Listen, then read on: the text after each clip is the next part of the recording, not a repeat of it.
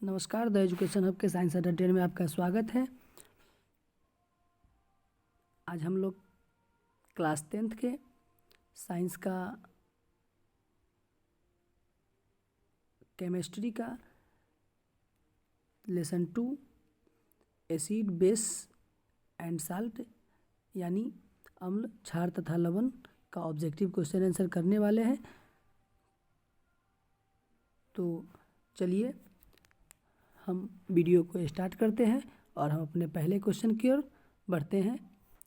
आइए देखते हैं। क्वेश्चन है, चींटी के डंक में कौन सा अम्ल पाया जाता है? तो आपका आंसर हो जाएगा मेथेनोइक अम्ल या फॉर्मिक अम्ल। चलिए अगले क्वेश्चन की ओर चलते हैं। अगला क्वेश्चन है,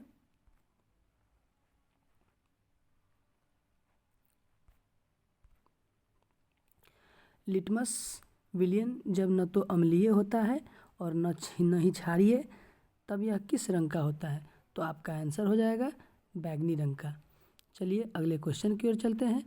अगला क्वेश्चन है, बुझा हुआ चूना पर क्लोरीन की क्रिया किस यौगिक का निर्माण करता है? तो आपका आंसर हो जाएगा विरंजक चूर्ण। चलिए अगले क्वेश्चन की ओर चलते हैं। अगला क्वेश्चन है, बेकिंग सोडा का रासायनिक नाम क्या है? तो आपको बता दें कि बेकिंग सोडा का रासायनिक नाम सोडियम हाइड्रोजन कार्बोनेट या सोडियम बाइकार्बोनेट, सोडियम बाइकार्बोनेट भी होता है।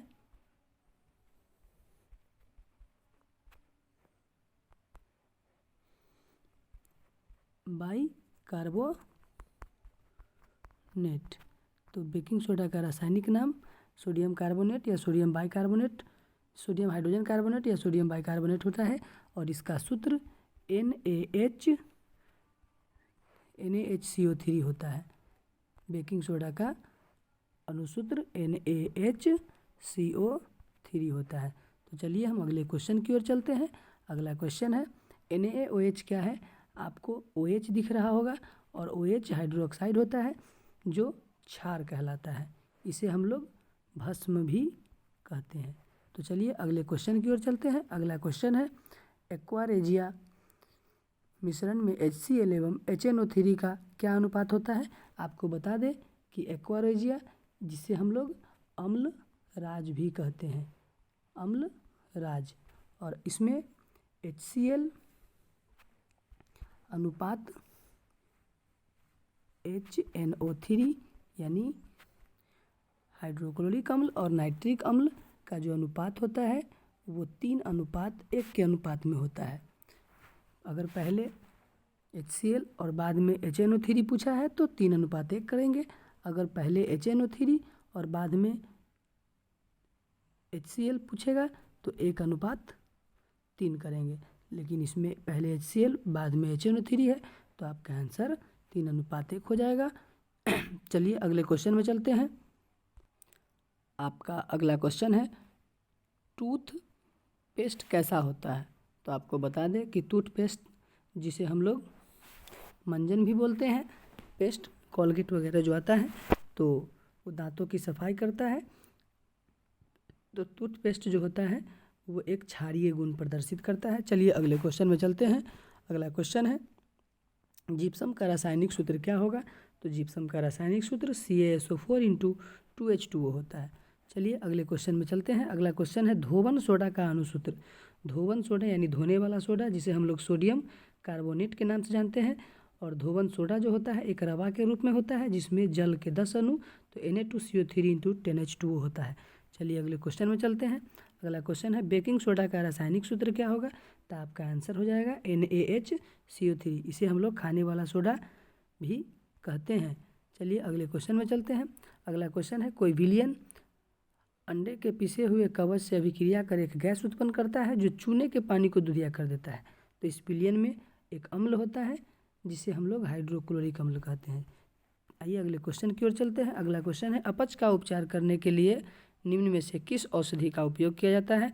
तो अपच का उपचार करने के लिए एंटासिड, जिसे हम लोग प्रति अम्ल भी कहते हैं, इसके द्वारा अपच का उपचार यानी पचे हुए जो अपचा भोजन होता है उसे पचाने का काम करता है। तो चलिए अगले क्वेश्चन में चलते हैं। अगला क्वेश्चन है, कोई विलयन लाल लिटमस पत्र को नीला कर देता है, इसका pH मान संभवतः कितना होगा?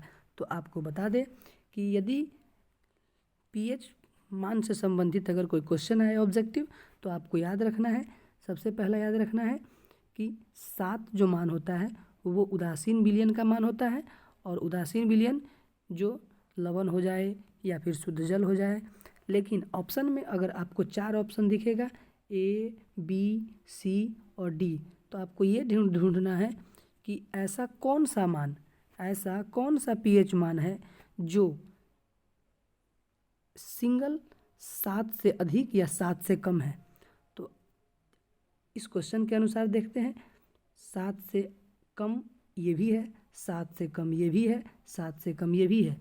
तो ऐसा मान जो सिंगल हो और वो भी 7 से अधिक हो या कम हो, तो एक ही ऐसा मान है जो 7 से अधिक है, तो आपका आंसर हो जाएगा 10।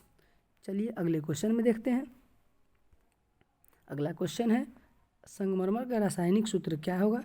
तो CaCO3, जिसे हम लोग कैल्शियम कार्बोनेट या चूना पत्थर भी कहते हैं, ताजमहल इसी पत्थर का बनाया गया है संगमरमर, जिसे हम लोग मार्बल भी बोलते हैं। आइए अगले क्वेश्चन में चलते हैं। अगला क्वेश्चन है, निम्नलिखित में सबसे प्रबल लवण कौन है? लवण यानी नमक, और सबसे पहले जल में अपघटित हो जाता है, इसीलिए NaCl इसका आंसर हो जाएगा। आइए अगले क्वेश्चन में चलते हैं। क्षारीय विलयन का पीएच मान कितना होता है? क्षार यानी भस्म, तो इसका पीएच मान 7 से अधिक हो जाएगा। चलिए अगले क्वेश्चन में चलते हैं, और अगला क्वेश्चन है, मधुमक्खी का डंक एक अम्ल छोड़ता है जिसके कारण दर्द एवं जलन का अनुभव होता है, यह अम्ल कौन सा अम्ल है? तो आपका आंसर हो जाएगा मेथेनोइक अम्ल, जिसे हम लोग फॉर्मिक अम्ल के नाम से भी जानते हैं। चलिए अगले क्वेश्चन की ओर बढ़ते हैं। अगला क्वेश्चन है, प्लास्टर ऑफ पेरिस का अणुसूत्र क्या होता है? तो प्लास्टर ऑफ पेरिस का अणुसूत्र CaSO4 का होल ट्वाइस या इंटू 2H2O, या फिर CaSO4 इंटू 1/2H2O। CaSO4 का होल ट्वाइस इंटू 2H2O साथ में, ये भी हो सकता है, या फिर आपका CaSO4 इंटू 1/2H2O भी होता है, जो प्लास्टर ऑफ पेरिस POP होता है। अगला क्वेश्चन में चलते हैं। अगले क्वेश्चन में देखते हैं, जल के अम्लीय एवं क्षारीय विलयन किसके कारण विद्युत के सुचालक होते हैं? तो आपका आंसर हो जाएगा H+ या OH- दोनों। चलिए अगले क्वेश्चन में चलते हैं। अगला क्वेश्चन है, चूना जल में अधिक मात्रा में कार्बन डाइऑक्साइड गैस प्रवाहित करने पर जल का रंग किस रंग बदल जाता है? तो आपका आंसर हो जाएगा श्वेत रंग में। चलिए अगले क्वेश्चन में चलते हैं, और अगला क्वेश्चन है, निम्नलिखित में से कौन गैस चूने के पानी को दुधिया कर देता है?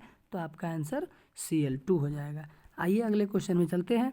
लिटमस विलयन जो बैंगनी रंग का एक रंजक होता है, यह किस पदार्थ का बना होता है? तो आपका आंसर हो जाएगा लीचेन, इसे हम लोग लाइकेन भी कहते हैं। यह एक प्राकृतिक सूचक है। आइए अगले क्वेश्चन में चलते हैं। टार्टरिक अम्ल निम्न में से किस में पाया जाता है?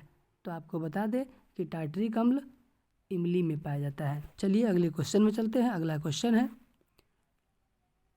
अम्लीय विलयन का पीएच मान कितना होता है? तो आपका आंसर हो जाएगा, अम्ल स्वाद में खट्टा होता है, जिसका पीएच मान 7 से कम होता है। चलिए अगले क्वेश्चन में चलते हैं। अगला क्वेश्चन है, दही में किस प्रकार का अम्ल पाया जाता है? तो आपको बता दें कि दही में लैक्टिक अम्ल पाया जाता है। आइए अगले क्वेश्चन में चलते हैं। हमारा उदर यानी हमारे पेट में किस प्रकार के अम्ल उत्पन्न होता है?